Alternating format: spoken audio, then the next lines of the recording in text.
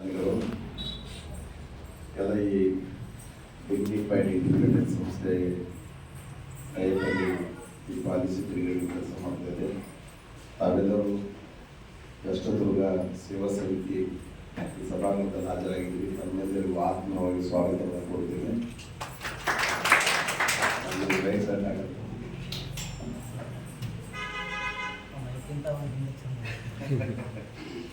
ಎಲ್ಲರೂ ಕೇಳ ಬರ್ತದ್ರಿ ನಂದು ಅವಾಜ್.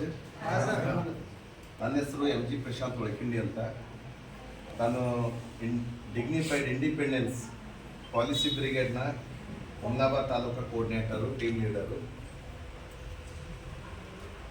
ನಾನು ಮೂಲತಃ ಬಂದ್ಬಿಟ್ಟು ನಂದು ಯುವಶಕ್ತಿ ಸಂಸ್ಥೆ ಬೀದರು. 18 ವರ್ಷಗಳಿಂದ ಸಮಾಜ ಸೇವೆಯಲ್ಲಿದ್ದೀನಿ. ಸರ್ ಹೇಳಿದ್ರು ಅವರು ಸ್ವಾಗತ ಭಾಷಣ ಮಾಡಿದ ಬಳಿಕ ನಮ್ಮ ಮನೆಯೆಲ್ಲ ತಂದೂರಿಸ್ತಿತ್ತಂದ್ರೆ ಇನ್ನೊಬ್ಬರ ಮನೆಯನ್ನು ಹೆಲ್ಪ್ ಮಾಡ್ಬೋದು ಅಂತ. ನಾವು ಇಲ್ಲಿ ತನಕ ಸೇವೆ ಮಾಡ್ಕೊತ ಬಂದು ಒಳ್ಳೆಯ ರೀತಿಯಿದ್ದೀವಿ. ಏನಾದರೂ ಒಂದು ಸಾಧನೆ ಮಾಡಬೇಕು, ಸಾಧಿಸಬೇಕು. ಜೀವನ ಎಲ್ಲರೂ ಮಾಡ್ತಾರ, ನಾವು ಇತರರಿಗಾಗಿ ಸ್ವಲ್ಪ ಆದ್ರೂ ಸಮಯನ ಕೊಡಬೇಕು. ದೊಡ್ಡ ದೊಡ್ಡ ಕಾರ್ಪೊರೇಟ್ ಕಂಪ್ನಿಗಳದಾವ ಅಂತಂದ್ರೆ ಅದರಲ್ಲೂ ಸಹ ಒಂದು ಸೋಷಿಯಲ್ ರೆಸ್ಪಾನ್ಸಿಬಿಲಿಟಿ ಅಂತ ಹೇಳೋದು.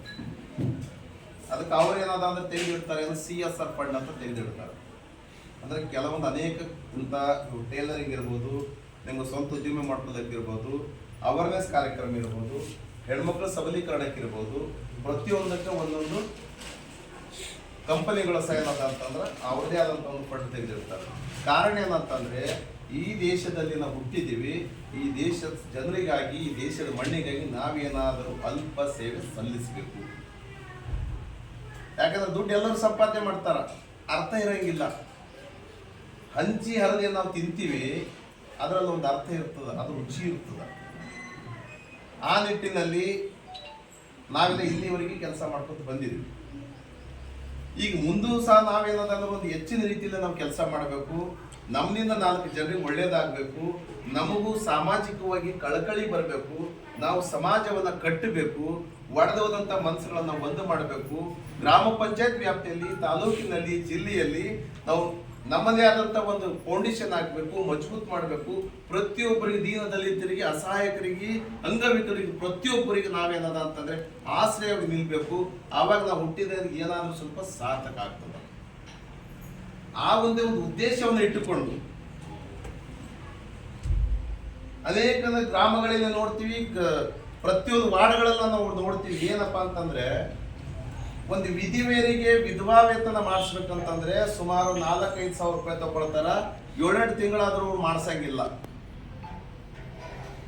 ಮೊದಲೇ ಏನದ ಅಂದ್ರೆ ಗಂಡ ತೀರೋಗಿರ್ತಾನ. ಗಂಡ ತೀರೋಗದ ಬಾದ ಏನದ ಅಂತಂದ್ರೆ ಅಕ್ಕಿನ ಬಲ್ಲಿ ಆರ್ಥಿಕ ಶಕ್ತಿ ಇರಲ್ಲ. ಅಂಥದಕ್ಕೆ ಮತ್ತೆ ಇವ್ರೇನ ಬ್ರೋಕರ್ಗಳು ಹೋಗಿ 2,000 ಕೊಡು, 4,000 ಕೊಡು ಅಂತೇಳಿ ಕೆತ್ಕೊಡ್ತಾರೆ. ಅದೇ ರೀತಿ ಯಾರೋ ಅಂಗವಿಕಲರು ಇರ್ತಾರ, ಅವ್ರಿಗೆ ಏನದ ಅಂತ ನಡಿಲಕ್ಕೆ ಬರಲ್ಲ, ಬರೋಬರ ಕಣ್ಣು ಕಾಣಿಸಂಗಿಲ್ಲ. ಅಂಥವ್ರ ದುಡ್ಡಲ್ಲಿ ಇರ್ತಾವ. ಅಸಹಾಯಕರು ಇರ್ತಾರ, ಅಂಥವ್ರ ಅವ್ರಿಗೆ ಪೆನ್ಷನ್ ಮಾಡಿಸ್ತೀವಿ ಅಂತೇಳಿ ದುಡ್ಡು ತಗೊಳ್ತಾರೆ. ಬಹಳಷ್ಟು ದಿನ ಬೆಳಗಾದ್ರೆ ನಾವು ನೋಡ್ತಾ ಇದ್ದೀವಿ. ಬಹಳಷ್ಟು ಅಂದ್ರೆ ಬಹಳಷ್ಟು ನೋಡ್ತಾ ಇದ್ದೀವಿ. ಪಟ್ಟಿ ತಿಪ್ಪಲ್ಲಿ ಇರಬೇಕು. ನಾವು ತಿನ್ನ ಅನ್ನ ಬೆವರಿರ್ಬೇಕು, ಪರರ ಕಣ್ಣೀರು ಇರಬಾರ್ದು. ನಾವೇನೇ ಕೆಲಸ ಮಾಡ್ತೀವಿ ಅಂತಂದ್ರೆ ನಮ್ಮದೇ ಆದಂಥ ಒಂದು ಇಚ್ಛಾಶಕ್ತಿನ ಕೆಲಸ ಮಾಡಬೇಕು. ಇನ್ನವರನ್ನ ಮನಸ್ಸು ನೋಯಿಸಬಾರದು. ನಮ್ಮಿಂದ ಆದರೆ ಒಂದು ಸೇವೆ ಮಾಡಬೇಕು, ಇಲ್ಲ ಅಂತಂದ್ರೆ ಸೈಲೆಂಟ್ ಕೂತು ಬಿಡಬೇಕು. ಈ ನಿಟ್ಟಿನಲ್ಲಿ ನಾವು ಇಲ್ಲಿ ತನಕ ಕೆಲಸ ಕಾರ್ಯನ ಮಾಡ್ಕೊತ ಬಂದೀವಿ. ಜೊತೆಗೆ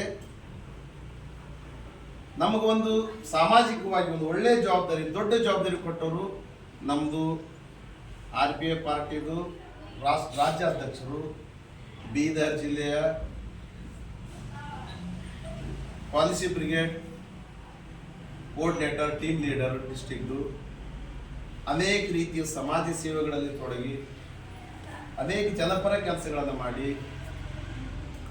ಅವರು ನಮ್ಗೆ ನೀವು ಒಂದು ಮಾಡಿ ಸರ್, ನಿಮಗೊಂದು ಜವಾಬ್ದಾರಿ ಕೊಡ್ತೀವಿ ಅಂತ ಹೇಳ್ಕೊಟ್ಟು ಮಹೇಶ್ ಗೌರ್ ನಮಸ್ಕಾರ. ನೀವೆಲ್ಲ ಇಲ್ಲಿ ಬಂದು ಕೂತೀರಿ, ಕಾರಣ ಮಹೇಶ್ ಗೌರ್ ನಮಸ್ಕಾರ. ನಾವೇನೇ ಒಂದು ಕೆಲಸ ಮಾಡಬೇಕಂದ್ರೆ ಒಬ್ಬರ ಮುಖಾಂತರವಾಗಿ ಹೋಗ್ಬೇಕಾಗ್ತದೆ. ಇಲ್ಲಿ ಹುಮ್ನಾಬಾದ್ದಾಗ ಎಲೆಮರೆ ಕಾಯಿಯಂತೆ ತಂದೆ ತಾಯಿ ರೂಪದಲ್ಲಿ ಮಕ್ಕಳನ್ನ ತಂದೆ ತಾಯಿ ಯಾವ ರೀತಿ ಸಂಸ್ಕಾರ ಕಲಿಸ್ತಾರೋ, ಮಕ್ಕಳನ್ನ ತಂದೆ ತಾಯಿ ಯಾವ ರೀತಿ ಪಾಲನೆ ಪೋಷಣೆ ಮಾಡ್ತಾರೋ, ಅವರ ಜೀವನಕ್ಕೆ ಆಧಾರ ಕೊಡ್ತಾರೋ ಆ ಕೆಲಸ ಮಾಡ್ತಿದ್ದಂಥ ಶ್ರೀನಿವಾಸ್ ಸರ್ ಮತ್ತು ಸ್ನೇಹ ಮೇಡಮ್. ನಾವು ನೆಪ ಮಾತ್ರ ಅಷ್ಟೇ, ನಾವು ಫೋಟೋ ಅಷ್ಟೇ, ಬಟ್ ಮೇನ್ ಆಗಿ ವರ್ಕ್ ಮಾಡಿದ್ರು. ಈಗ ಎಲ್ಲರೂ ಕಾತರದಿಂದಿದ್ರಿ, ನಿಮ್ಗೆಲ್ಲರೂ ಹೇಳಿದೀವಿ, ಫೋನ್ ಮಾಡಿ ಮೇಡಮ್ ಅವರು ಸರಿಗೆ ಹೇಳಿದೀವಿ, ಸರ್ ಹೇಳಿದ್ರು ಜವಾಬ್ದಾರಿ ಕೊಟ್ಟರು, ಹಿಂಗೆ ಕೆಲಸ ಇದೆ ನೋಡ್ರಿ ಅಂತ. ಸರಿ ಸರ್, ನಾವು ರೆಡಿ ಮಾಡಿಕೊಡ್ತೀವಿ. ಯಾಕೆ ರೆಡಿ ಮಾಡಿಕೊಡ್ತೀವಿ? ನಮಗೂ ಭಾಳಷ್ಟು ಜನ ಅದಾರ, ಮೇಡಮ್ ಅವರಿಗೂ ಹೇಳಿದೆವು, ಸರಿಗೆ ಹೇಳಿದೆವು, ನಿಮ್ಮಲ್ಲಿ ಅದಾರ. ನಾವು ಪೋಸ್ಟ್ ಕಾಲ್ಫರ್ಮ್ ಮಾಡ್ಬೋದಿತ್ತು, ಪತ್ರಿಕೆದಲ್ಲಿ ಕೊಟ್ಟು ಸೆಲೆಕ್ಷನ್ ಮಾಡ್ಕೋಬೋದಿತ್ತು. ಆದರೆ ನಮ್ಮ ಪರಿಚಯದವರಿಗೆ, ನಮ್ಮ ಕೂನ ಗೊತ್ತಿದ್ದವರಿಗೆ ಒಂದು ಹೊತ್ತಿನ 2 ಹೊತ್ತಿನ ಊಟದ ವ್ಯವಸ್ಥೆ ನಾವು ಮಾಡಿಕೊಟ್ಟೇವೆ ಅಂತಂದ್ರೆ ನಾವು ಮಾಡಿದಂಥ ಸೇವೆ ಸಾರ್ಥಕ ಆಗ್ತದೆ.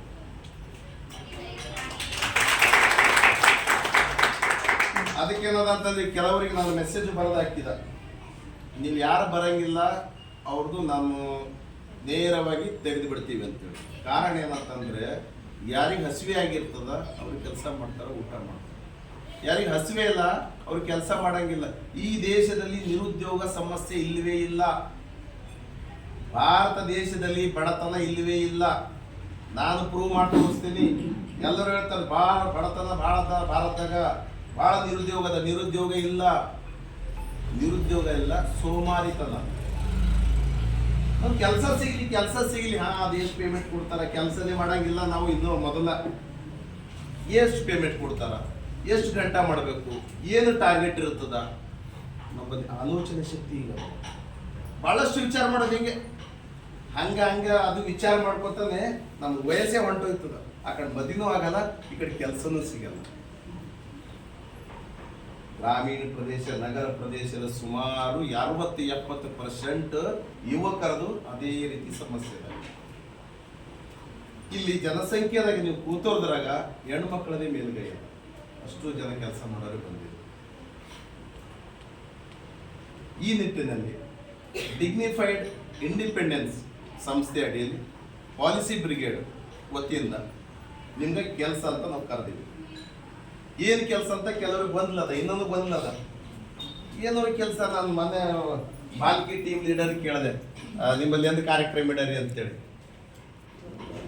ಅದು ಏನೋ ಸರ್ ನನಗೆ ಅರ್ಥ ಆಗಿಲ್ಲ ಕಾರ್ಯಕ್ರಮ, ಅದು ಏನು ಕೆಲಸ ಅಂತ ಹೇಳಿದ್ರೆ. ಟೀಮ್ ಲೀಡರ್ ಅಂತ ಆಗಿದ್ರಿ ಏನಾದರೂ ತಿಳ್ಕೊಂಡು ಆಗ್ಬೇಕಲ್ಲ. ನಾವಿಲ್ಲಿ ಬಂದೀವಿ ಅಂತಂದ್ರೆ ಏನಾದರೂ ತಿಳ್ಕೊಂಡು ಮಾಡ್ಬೇಕು. ನಮ್ಗೆ ಯಾರು ಒತ್ತಾಯಪೂರ್ವಕ ಕೂಡಿಸಿಲ್ಲ ಇಲ್ಲಿ ತಂದು ನಾವೇನಾದ್ರು ತಿಳ್ಕೊಂಬಂತ ಕೋಶಿಶ್ ಮಾಡಬೇಕು. ನಾವು ಇನ್ನೊಬ್ರಿಗೆ ದೋಷಿಸುವಂಥ ಕೆಲಸ ಮಾಡಬಾರ್ದು. ಕರೆಕ್ಟಾ? ಇಲ್ಲಿ ಮುಖ್ಯವಾಗಿ ಹೇಳ್ಬೇಕಂತಂದ್ರೆ ಕೆಲಸದ ಹೇಳೋದು ನಿಮ್ಗೆ ಒಂದು ವಿಧವಾ ವೇತನ ಮಾಡಲಿಕ್ಕೆ ಅಷ್ಟು ದುಡ್ಡು ತಗೋತಾರೆ ಅಂದ್ರ ಬಗ್ಗೆ ಅರ್ಥ ಮಾಡ್ಕೋಬೇಕು. ನೀವು ಗ್ರಾಮೀಣ ಮಟ್ಟದಲ್ಲಿ ಕಮ್ಯುನಿಟಿ ಬಿಲ್ಡ್ ಮಾಡಬೇಕಾಗ್ತದ. ಗ್ರಾಮೀಣ ಪ್ರದೇಶದಲ್ಲಿದ್ದಂಥ ದೀನ ದಲಿತರಿಗೆ, ನಿಸ್ಸಹಾಯಕರಿಗೆ, ಪ್ರತಿಯೊಬ್ಬರಿಗೆ ಅವ್ರು ಬೇಕು ಬೇಡ ಏನದವ ಅವರಿಗೆ ನೀವು ಸೇವೆ ಸಲ್ಲಿಸಬೇಕಾಗ್ತದ, ಯಾವುದೇ ರೀತಿಯಿಂದ ಚಾರ್ಜ್ ಮಾಡಲಾರ್ದೇನೆ. ಸೊ ಒಬ್ಬ ಯುವಕ ಅದಾರ, ಒಂದು ಎಂಟ್ರಪ್ರಿನರ್ ಅದಾರ, ಒಂದೇನೋ ಅಂಗಡಿ ಹಾಕೋರು ಅದಾರ, ಒಂದು ಬಡಗೆ ತಂದು ಕೆಲಸ ಮಾಡೋರು ಅದಾರ, ಅವ್ರಿಗೆ ದುಡ್ಡಿನ ಅವಶ್ಯಕತೆ ಅದ, ಅವರೆಲ್ಲ ಲೋನಿಗಾಗಿ ಅಲಿತಾ ಇರ್ತಾರ, ಅವ್ರಿಗೆ ಲೋನ್ ಆಗಂಗಿಲ್ಲ. ಅಂಥ ಟೈಮಿಗೆ ನಿಮ್ಮೆಲ್ಲ ಬೇಕಾಗ್ತದೆ. ನಿಮಗೆ ಡಿಗ್ನಿಫೈಡ್ ಇಂಡಿಪೆಂಡೆನ್ಸ್ ವತಿಯಿಂದ ಪಾಲಿಸಿ ಬ್ರಿಗೇಡ್ದವರು ನಿಮ್ಗೆ ಏನದ ಅದಕ್ಕೆ ಆದಂಥ ಒಂದು ಸಂಬಳ ಕೊಡ್ತಾರೆ, ಗೌರವಧನ ಕೊಡ್ತಾರೆ. ನೀವು ಯಾವುದೇ ರೀತಿಯಿಂದ ಯಾರ ಹತ್ರ ಚಾರ್ಜ್ ಮಾಡೋವಾಗಿಲ್ಲ. ಮೊಟ್ಟ ಮೊದಲು ಕೆಲವರಿಗೆಲ್ಲ ಏನದ ಡೌಟ್ ಅದ, ಪೇಮೆಂಟ್ ಎಷ್ಟು ಕೊಡ್ತಾರೋ ಏನಿಲ್ಲ, ಯಾವಾಗ ಕೊಡ್ತಾರೆ ಏನಿಲ್ಲ, ತಿಂಗಳ ಬರ್ತದೆ ಏನಿಲ್ಲ ಅಂತೇಳಿ. ಗೊತ್ತಾಯ್ತಾ? ಅದು ಏನೇ ಡೌಟ್ ಇದ್ರು ನೀವೇ ಜವಾಬ್ದಾರ. ಗೊತ್ತಾಯ್ತಾ? ನಿಮ್ದು ಏನದ ಅಂತಂದ್ರೆ ಕೆಲಸ ಮಾಡೋದು ಪಕ್ಕ, ಪೇಮೆಂಟ್ ತಗೊಂಡು ಪಕ್ಕ. ನೀವು ಹೆಂಗೆ ಬಂದಿದ್ರಿ, ನಾವು ಹಂಗೆ ಬಂದಿದ್ವಿ. ನಿಮ್ಗೆ ಏನೇ ಮಾಹಿತಿ ಬೇಕು ಅಂತಂದ್ರೆ ಗೂಗಲ್ನಾಗ ಚೆಕ್ ಮಾಡ್ರಿ, ಯೂಟ್ಯೂಬ್ನಾಗ ಚೆಕ್ ಮಾಡ್ರಿ. ಯಾಕಂತಂದ್ರೆ ಈಗ ಸಾಮಾಜಿಕ ಜಾಲತಾಣಗಳು ಭಾಳ ಫಾಸ್ಟ್ ಅದಾವ. ನಾನು ಏನೋ ಒಂದು ಹೇಳಕತ್ತೀನಿ ಅಂದಮೇಲೆ ನೀವು ಸಡನ್ನಾಗಿ ಚೆಕ್ ಮಾಡಿ ನೋಡ್ಬೇಕು. ನಾನು ಹೇಳಿದೆ ಅಂತೇಳಿ ಹೂ ಕುರಿತದ ಹೋಗ್ಬಿಡೋದಿಲ್ಲ. ನಾವು ಇದ್ರ ಬಗ್ಗೆ ಎಲ್ಲ ಸ್ಟಡಿ ಮಾಡಿದ್ದೀವಿ. ಡಿಗ್ನಿಫೈಡ್ ಇಂಡಿಪೆಂಡೆನ್ಸ್ ಸಂಸ್ಥೆ ಪಾಲಿಸಿ ಬ್ರಿಗೇಡ್ ಬಗ್ಗೆ ಸ್ಟಡಿ ಮಾಡಿ